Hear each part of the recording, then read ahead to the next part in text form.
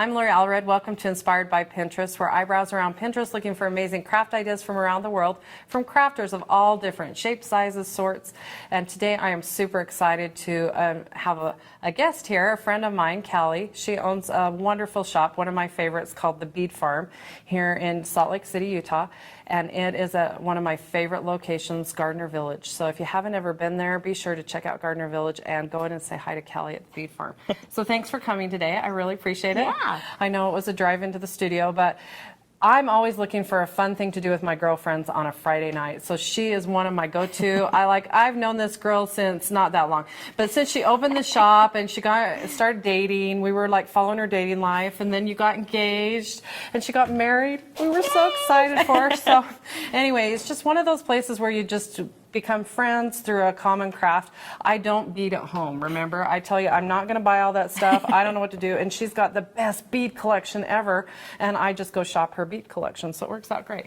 Is that why you started to shop? Definitely. So I have a small addiction. Just a small one, a whole store worth of beads. They're amazing. Well, thank you. And I'm not a bead connoisseur. I go to those bead shows and they kind of freak me out a little bit. It's like a little sparkly and overwhelming. You do a great job of pulling beads together and doing some of my most favorite jewelry pieces she's helped me make. So I'm excited. You brought a cute craft project. I'm excited to have you show our fans and followers what you're doing today. Well, thanks. So today we're making an easy ladder stitch bracelet. It's great because it's easy to throw on and it gives you that nice chunky look that's really popular right now. Well, and you don't have to have special tools to do this, really. Nope. You just need the stretchy string, huh? Yep. So we use the 1mm Stretch Magic. It is the strongest that you can use with going through the holes the most amount of times. So what we're going to take and do is you need about 3 feet of stretch. You're going to take a larger bead. The only thing you need to make sure is that the hole is decent size. We're going to slip that on to the middle. We're going to take 2 of our smaller beads, put it on each side of the string, and she always makes it look easy, by the way. Half the time I'm like, will you finish this for me? Because I can't figure it out. So. And we're happy to do that too. And then we're going to take one more of the bigger ones. We're going to put it partially on the string, and then we're going to take the other string and loop it through, and then pull it tight, and it gives that ladder effect. Oh, and then you just keep doing. So you just go back and forth. Just keep going like that. I could totally do this. It's super easy, and it looks super complicated, which is great. All your friends will want one. Exactly. Now I've got one that is almost done. All we have to take and do to finish off is we're going to go back through that bead that we started with. We're going to go in and tie what's called a surgeon's knot. We're going to go right over left, pull it tight, right over left, pull it tight again, pull it away from the bracelet, pull it tight, and one more, left over right.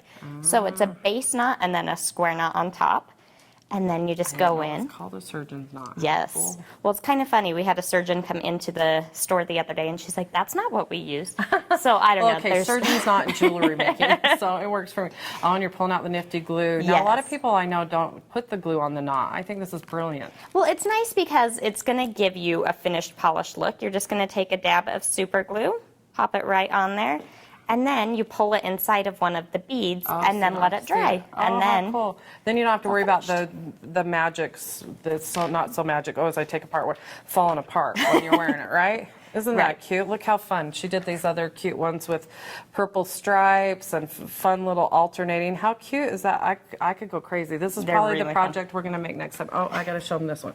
These are those cool ones I like. The miracle beads. Miracle beads. I didn't know if they were magic beads or miracle beads. A lot of people call them magic. Some cute earrings out of these last time. I am addicted. In fact, we've lost a few of them, so we need to come and make some more. Well, let's make a date. So what got you in, what made you decide to open the Bead Farm?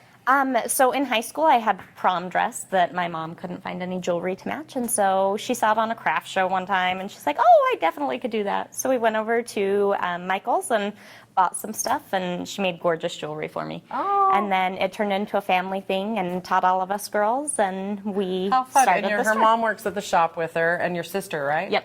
So it's kind of a family thing, and I've seen her husband in there sporting the register. He even has done some cool jewelry pieces, right? I wish I would have brought it. They're gorgeous. I know, they're awesome. So, and do you have an online website or blog they can go to? So right now we are on Facebook, and we are working on a website. It will be UtahBeadFarm.com. And like always, you can go to my blog, allreddesign.net, to get links to anything mentioned here. And of course, I have actually blogged quite a few times about my girls' night out and shown some awesome pictures of her shop. So be sure to check those out. And thank you so much for coming down, Callie. I appreciate it. Thanks, Lori.